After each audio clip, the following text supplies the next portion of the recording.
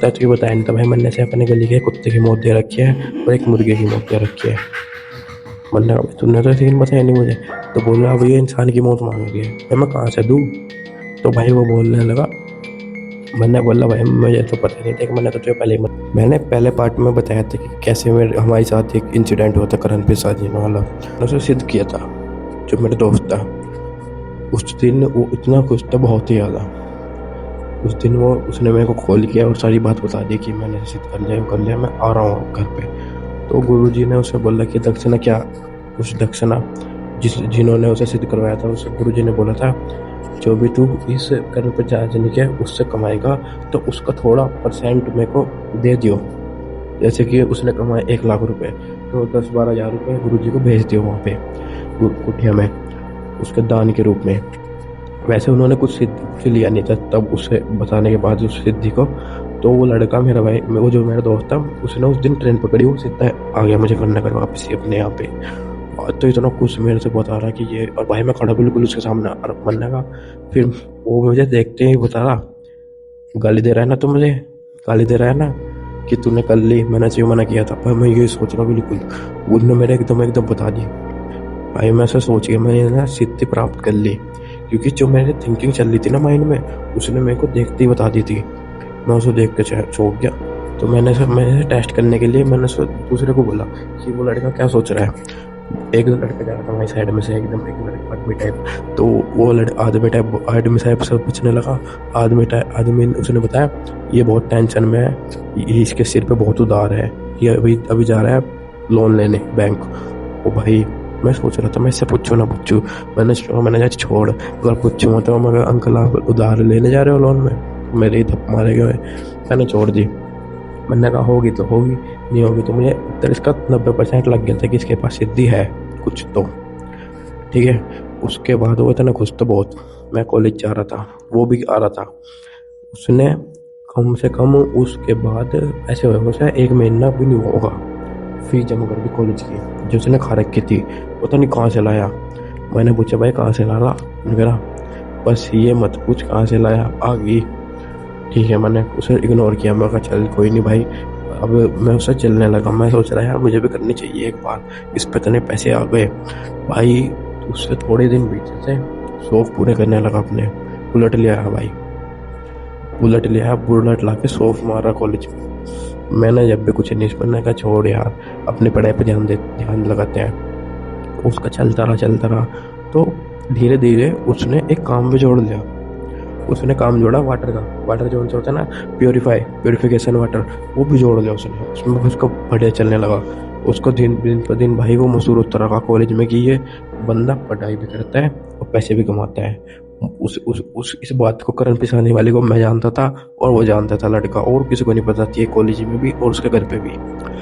तो वो चलता रहा। तो मैंने पूछा क्या, मैं एक दिन बैठा ग्राउंड में कॉलेज के उसके साथ। मैंने पूछा भाई जब से तुमने इसे सिद्ध किया है तो तेरे साथ क्या क्या हो रहा है, मतलब कि कैसे कर रहा है वगैरह। भाई अभी तक तो एकदम मस्त चल रहा है।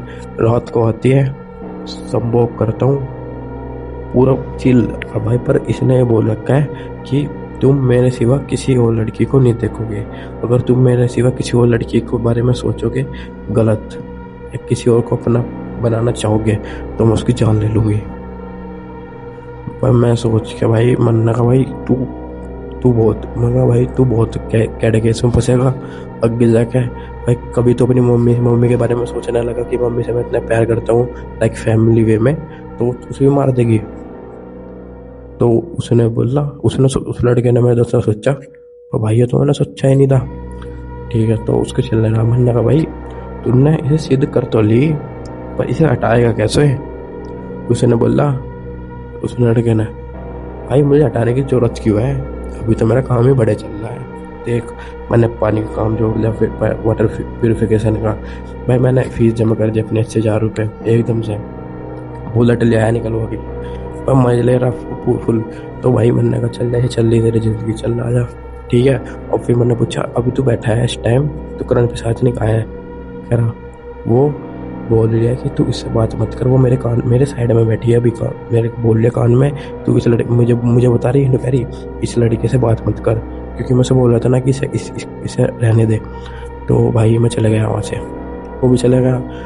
थोड़े दिन होते हैं, हमारी छुट्टी पड़ती है समर की, थोड़े दिन की हमारी छुट्टी पड़ती है, पेपर ख़त्म हुए थे उसके बाद में। थोड़े दिन की 10-15 दिन की हमारी छुट्टी पड़ती थी, कॉलेज की पड़ी थी। तो 10-15 दिन भाई मैं अपने घर था, वो अपने घर था, मेरा इससे कॉन्टैक्ट नहीं था इतना। 10-15 दिन के बाद जैसे वो होता है भाई, बिल्कुल सैड बिल्कुल उदास। एक दिन मैंने उसे देखा, वो मेरे से देख के नीचे करके चले गया। मैंने उस दिन ध्यान नहीं दिया, मैंने कहा चल छोड़ यार, एटीट्यूड आ गया होगा भाई, पैसे आ गए भाई पे, उसने छोड़ दिया। दूसरे दिन देखा नीचे कर रहा, बिल्कुल सैड सा हो गया, नीचे मेरी तरफ को देखता है, नीचे को करता है, चला जाता है। मैंने कहा चल छोड़ यार भाई, बंदा बंदा अमीर आ गया भाई, अमीर पैसे वैसे हो गए, बुलेट ले आया, फोन वोन ले लिया। तो अगले दिन भाई वो कोने में बिल्कुल साइड बैठा दीवार पे, ग्राउंड के वहाँ। मैं गया, मैंने कहा और भाई बड़ा आदमी अब आजकल तो बोल भी नहीं रहे, क्या बात? तो बोल रहा है भाई यार तो सही कह रहा था भाई, अगर मैं इसे नहीं करता ना तो एक बारी को मैं घर वाले पैसे तो दे देते हैं, घर की फीस भी दे देते हैं, पर भाई ये जो मेरे सिर पे पड़ी है ना मुसीबत, इसे भाई मैं कैसे उतारूँ? मैं ऐसे वहाँ भी गया था बाबा से पूछने, सिद्धि वाले बाबा से पूछने, तो उन्होंने भी यही बोला कि अब तुम्हें इसे हटाने के लिए भी एक सिद्धि करनी पड़ेगी। अब भाई ये मेरे इतना परेशान कर दिया है, ये बोल रहा है कि अगर तुम मुझे अब जा भेंट दो, भेंट, किसी की मौत चाहिए उसको। मैंने सिर्फ एक मतलब तुझे बताया नहीं था भाई, मैंने से अपने गली के कुत्ते की मौत दे रखी है और एक मुर्गे की मौत दे रखी है। मरना तुमने तो सीन बताया नहीं मुझे। तो बोल रहा भैया इंसान की मौत मांग रही है, भाई मैं कहाँ से दूँ? तो भाई वो बोलने लगा, मैंने बोला भाई मुझे तो पता नहीं था, मैंने तो तुझे पहले ही मना किया था, इस केस के चक्कर में अपने आप ली तुमने मुसीबत से मोल। तो बोलने लगा भाई मेरी कमर देख पीछे, वो उसकी कमर पे बड़े बड़े खून लगे थे, ऐसा लग रहा जैसे अभी खून निकलेगा इसमें से। वो उसके वेट पे बिल्कुल सूखा कंटा हो गया, बिल्कुल सूखे कंटा। भाई मैंने उसे बोला भाई तुमने इतनी तगड़ी मुसीबत ले ली, अब जो बब्बा जी बोल, साधु जी बोल रहे हैं ना, तू वहीं जा, वे बताएंगे तेरी संविधान। तो भाई उसका चलता है तो करण प्रसाद ने उसके कान में बोलते हैं, भाई उसके कान में ऐसा हाथ लगाता है, वो कान में पूछते लगाता है दोनों हाथ से, और भाई ने कह रहा है भाई ये मेरे कान में चिल्ला रही है कि अगर तुम वहाँ गए तो मैं तुम्हारे घर परिवार को सारे को नष्ट कर दूंगी, साथ में तुम्हें भी मार दूंगी। भाई मैं उसको देख के मैं खुद डर गया भाई, क्या सीन चल रहा उसका। भाई उसका सीन इतना तगड़ा चल रहा था ना, उसके कान में भाई मैंने खुद देखा लाल हो गया था, कुछ नहीं था आसपास उसके लाल। भाई मैं फिर डर गया, मैं भाई मैंने कहा तू एक काम कर, पहली ट्रेन पकड़ जो सी आ रही। मैंने उसको बताया 4 बजे की ट्रेन थी, हम उस टाइम बैठे थे 1 बजे ग्राउंड में कॉलेज के। 4 बजे की ट्रेन पकड़, घर जा कपड़े बदला, सीधा निकल रहे घर, बता दियो कि मैं इंटर्नशिप पे जा रहा हूँ दोबारा। भाई जैसे बताया गया था तो वो दोबारा चल दिया। भाई जैसे वो जा रहा था ट्रेन से, उसे ऐसा महसूस हो रहा था कि उसे कान में वो बोल लिया कि मत जा, मैं तुझे अभी भी बोल रही हूँ मत जा, रुक जा। तो भाई रुका नहीं। मैंने कहा तू अगर भाई, उसने मेरे से फ़ोन किया फिर एकदम से, कह रहा भाई ये ऐसे बोल रहा है। मैंने कहा भाई तू चले जा, अगर तू जो बचना ना तू चले जा।